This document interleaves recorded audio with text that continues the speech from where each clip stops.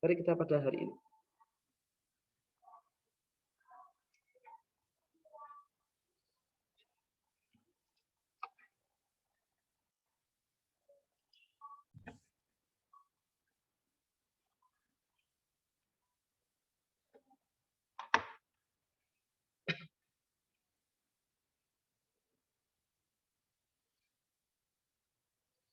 Oke, sebentar ya. Maaf, sebentar. Oke, sebentar. Maaf. Oke, ini sama ini ya.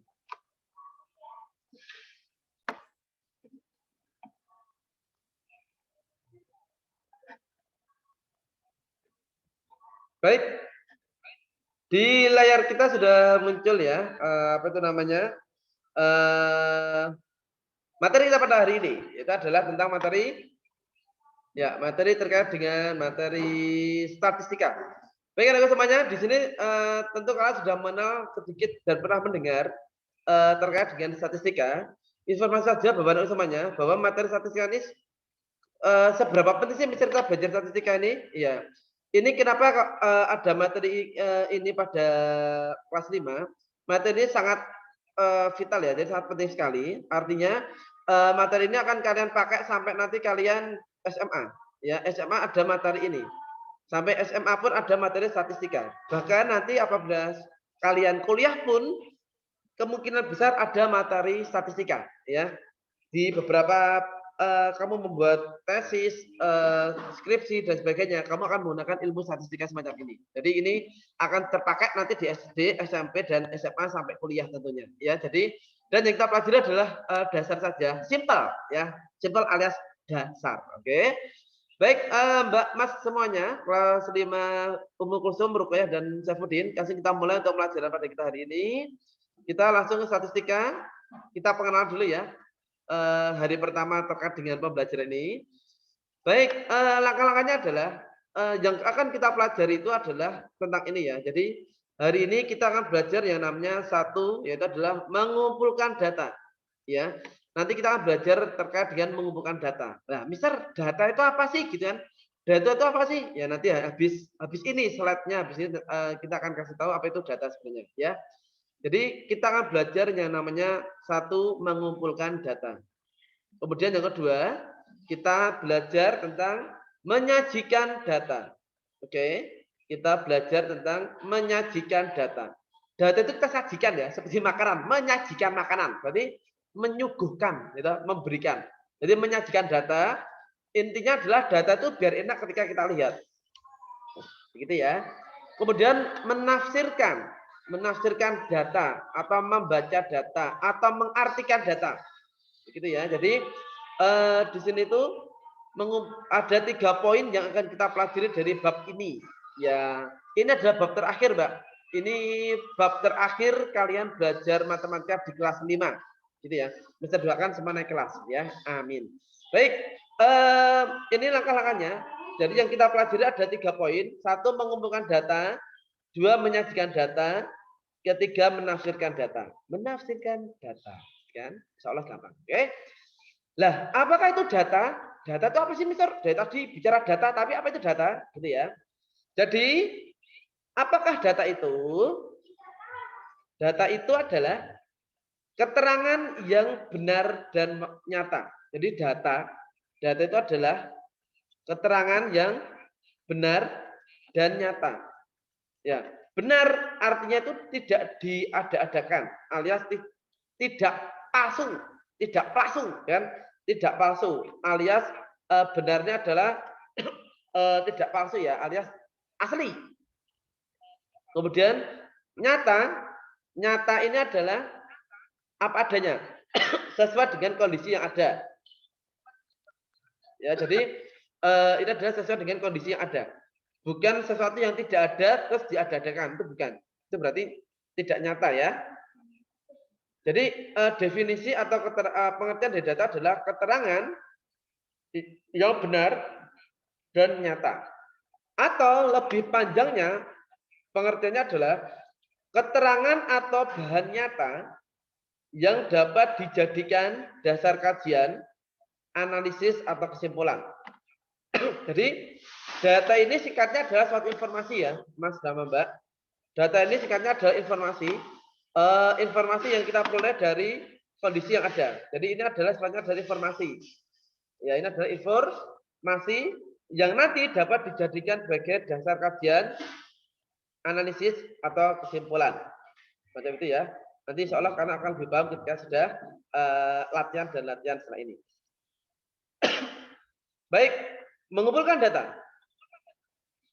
Dalam mengumpulkan data itu ada beberapa cara. Itu adalah satu dengan percobaan atau tes. Jadi ketika kita ingin melaksanakan sesuatu, kita bisa mencobanya terlebih dahulu atau mengetesnya. Dites terlebih dahulu, kemudian setelah ngetesnya otomatis kita dapat informasi kan. Ya, informasi itu adalah data yang kita peroleh. Setelah ini akan bisa kasih contohnya secara langsung ya, secara visual soalnya ya. Nah, jadi mengumpulkan data itu adalah ada dengan 3 cara. Satu dengan percobaan, yang kedua atau tes, yang kedua dengan wawancara.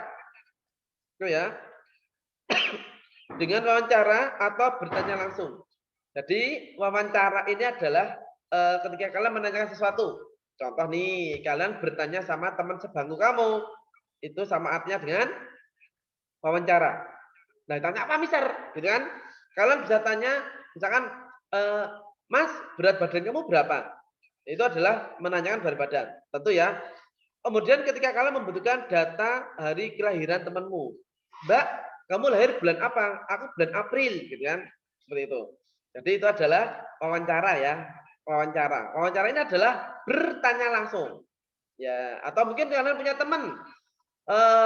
Mister, aku nggak perlu tanya. Kenapa? Temanku namanya Desi. Terus kenapa? Pasti tanggal lahirnya bulannya Desember. Kok tahu? Kan Desi Desember. Ya itu tetap harus tanyakan ya karena data. Data itu harus dicek kebenarannya. Gitu ya. Nanti nama contoh nih ada teman namanya Januar, kan? Delalah tanggal lahirnya adalah pada bulan Februari kan gitu. Jadi wawancara ini adalah data harus didapat dengan sesuatu yang nyata dan benar. Ingat ya, nyata dan benar. Gitu ya. Kemudian kita juga bisa mengumpulkan data atau mendapatkan data dengan cara mengisi lembar isian atau isian singkat atau bahasa kerennya adalah kuesioner. Biasanya ini dilakukan oleh para mahasiswa, para siswa SMA gitu kan, dia membuat kuesioner ya untuk memberi atau untuk mendapatkan informasi-informasi. Gitu ya. Jadi lembar isian. Oke. Nanti wujudnya bagaimana, Mister? Oke, nanti akan bisa tunjukkan ya. Kita akan belajar terkait dengan mengumpulkan data. Nah, seperti ini ya. Sudah muncul di layar kalian bahwa ini adalah percobaan tes. Percobaan atau tes ya, percobaan atau tes ya. Percobaan atau tes. Ini adalah teknik pertama kita dalam mendapatkan data atau mengumpulkan data. Yang pertama adalah informasi perkembangan belajar siswa dilihat dari nilai ulangan. Artinya, di sini guru itu melakukan percobaan atau tes untuk mendapatkan data nilai ulangan siswa. Ya, untuk mendapatkan nilai ulangan. Oke. Dan biasanya Bapak atau Ibu guru melakukan tes atau ulangan. Gini ya. Ini untuk mendapatkan informasi ketercapaian siswanya. Hasil ulangan diperoleh data perkembangan belajar siswa. Jadi, Mbak, Mas semuanya, dari sini kalian tahu bahwa selama ini yang namanya ulangan harian, kemudian ujian dan sebagainya, itu tidak lain adalah cara guru untuk mengukur kemampuan kalian. Kenapa harus diukur, Mister? Karena kemampuan kalian itu bisa diukur dengan kepemahamannya. Nah, nanti kalau kalian bisa terlihat dari hasilnya, oh ini anak sudah paham, oh ini anak kurang paham. Jadi guru itu bisa untuk segera melakukan langkah-langkah selanjutnya untuk anak-anak yang belum paham. Oke, tentu tes ini harus dilaksanakan secara adil. Artinya, seandainya itu ujian atau tes itu dikerjakan oleh anak dibantu oleh apa namanya orang lain, orang tua dan sebagainya, maka otomatis datanya sudah tidak valid ya, tidak valid karena guru tidak bisa mengetahui perkembangan belajar siswa. Begitu. Terus berikut adalah contoh data nilai ulangan PPKN yang diperoleh oleh SD. Misalkan nih, SD Nusantara 1. Kita melihat di sini ada anak yang nilainya 80, ada yang 65. Nah, ini di bawah KKM ya, yang 65. 70 juga di bawah KKM. Pas. Ini pas KKM 75 dan seterusnya. Dari sini Mr. Anan sama kalian juga bisa membaca bahwa ada beberapa anak yang di atas KKM. Kriteria ketuntasan mengajar KKM ya. Bagi anak-anak yang di bawah KKM, tentu itu harus dilakukan tindakan lanjutan. Begitu. Kemudian untuk anak-anak yang nilainya di bawah KKM, tentu bisa dianggap sudah memahami materi pada hari itu. Begitu ya. Jadi ini untuk mengukur, ini sebagai data. Nah, jadi ini data yang didapat oleh satu guru untuk mengukur tingkat pemahaman siswa. Oke ya, banyak itu. Baik, ini adalah cara pertama adalah dengan percobaan atau tes. Kemudian yang kedua, dengan cara wawancara atau bertanya langsung ya, bukan wawancara ya. Bukan wawancara ya, tapi wawancara. Oke. Bertanya langsung atau wawancara. Kalian bisa menanyakan sesuatu yang sesuai dengan target kalian. Contoh, teman kalian misalkan Mas apa ya? Mas Rosid. Mas Rosid ingin melakukan mengumpulkan data terkait dengan harga buah-buahan yang ada di pasar. Berarti Mas Rosid nanti ke pasar bertanya pada para pedagang buah. Bu, mau tanya di toko ini buah anggur 1 kilo berapa? Bu, mau tanya di toko ini harga stroberinya berapa? Dibandingkan dengan toko yang lain semacam itu, ya. Dibandingkan dengan toko yang lain. Akhirnya dia akan mendapatkan informasi tentang harga. Nah, di sini misalkan Siti ingin mengetahui buah kesukaan dan buah yang tidak disukai oleh temannya di kelasnya. Siti menanyakan kepada masing-masing teman dan mencatatnya tentang buah kesukaan dan buah yang tidak disukai. Baik, daftar pertanyaannya. Apakah buah yang kamu sukai? Apakah buah yang tidak kamu sukai? Ya, ini adalah pertanyaannya. Di sini adalah Siti. Siti itu akan mencari data buah apa saja yang disukai temannya dan buah apa saja yang tidak disukai temannya. Gitu ya. Dan di situ membuat pertanyaan. Wah, nanti yang tak tanyakan ke temanku adalah ini. Nah, Mbak Siti ini bertanya ke Mas Edo. Hei Edo, ya Siti, apa sih buah yang kamu suka Edo? Nah, kemudian Edo menjawab, aku suka apel. Terus buah yang tidak kamu sukai apa? Aku tidak suka pisang. Nah, dapat dah datanya.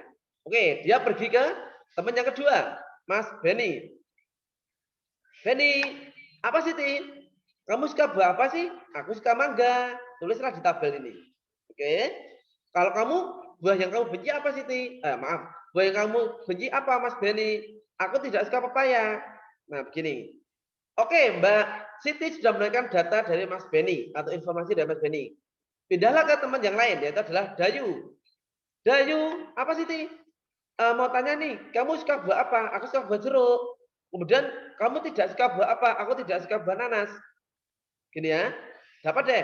Kelani sama pertanyaannya. Didapatlah anggur dan stroberi dan seterusnya. Berapa banyak, Mister? Sebanyak yang kamu butuhkan. Gitu ya, sebanyak yang kamu butuhkan. Kalau kamu butuhnya 10 ya 10 teman kamu tanyain. Gitu ya. Jadi dari hasil wawancara ini Mbak Siti bisa menyimpulkan bahwa ini adalah buah-buah yang sangat disukai oleh teman-temannya. Ini adalah buah yang dibenci oleh temannya.